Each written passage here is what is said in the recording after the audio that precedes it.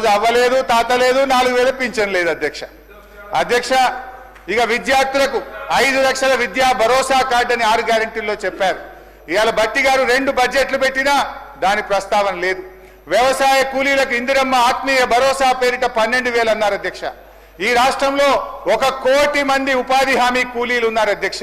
కానీ వీళ్ళు ఇచ్చింది 1 లక్ష లోపు మందికే.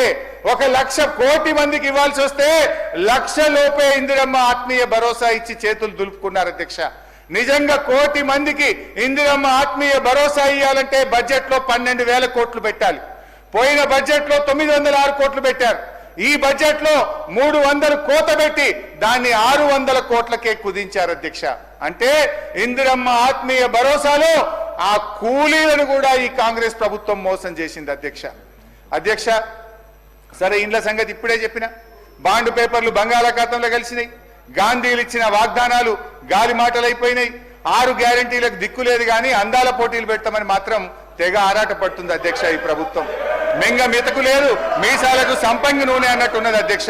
మొత్తం మీద 2 పూర్తి స్థాయి బడ్జెట్ల తర్వాత ఈ ప్రభుత్వం 6 గ్యారెంటీల అమలు విషయంలో ఇవాళ చేతులు ఎత్తిందనేది స్పష్టంగా అర్థమవుతుంది అధ్యక్ష. నేను ఈ 6 గ్యారెంటీల విషయంలో కాంగ్రెస్ ప్రభుత్వ వైఖరి ఏ విధంగా ఉందనడానికి ఒక వేమన పద్యంతో వివరించే ప్రయత్నం చేస్తా అధ్యక్ష.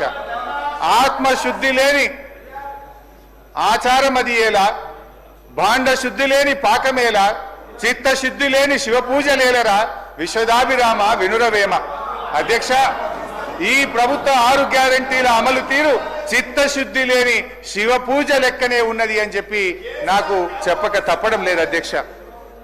వ్యవసాయం మన రాష్ట్రంలో అత్యధిక మంది ప్రజలు వ్యవసాయం మీదనే ఆధారపడతారు అధ్యక్ష.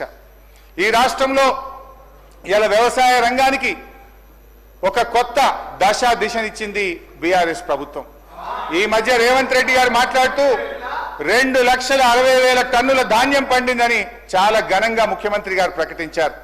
ఈ ఘనత వెనుక బీఆర్ఎస్ కృషిని ఉద్దేశపూర్వకంగా మరుగున పరుస్తున్నారు. అరచేతిని అడ్డం పెట్టి సూర్యకాంతిని ఆపలేరు, తప్పుడు ప్రచారాలతో సత్యాన్ని దాచలేరు. 2014-15లో సాగు విస్తీర్ణం ఎంత అధ్యక్ష? 1,31,00,000 ఎకరాలు. 9.5 ఏళ్ల బీఆర్ఎస్ పాలనలో సాగు విస్తీర్ణం 221 లక్షల ఎకరాలకు పెరిగింది. రికార్డు స్థాయిలో అంటే 68% 9 ఏళ్ల బీఆర్ఎస్ పాలనలో సాగు విస్తీర్ణం పెరిగింది. ఎట్లా పెరిగింది అధ్యక్ష? మంత్రమేస్తే పెరిగిందా? మాయ చేస్తే పెరిగిందా?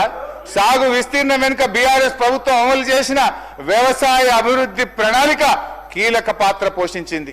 వ్యవసాయ స్థిరీకరణ కోసం కేసీఆర్ గారు 5 అంచెల వ్యూహాన్ని అమలు చేశారు.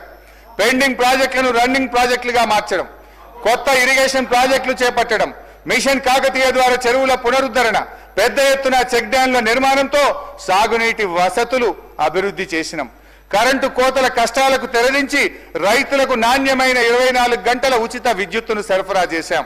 ప్రపంచంలో ఎక్కడ లేని విధంగా రైతులకు పెట్టుబడి సాయం అందించడానికి రైతు బంధు పథకాన్ని ప్రారంభించి అమలు చేశారు కేసీఆర్ గారు.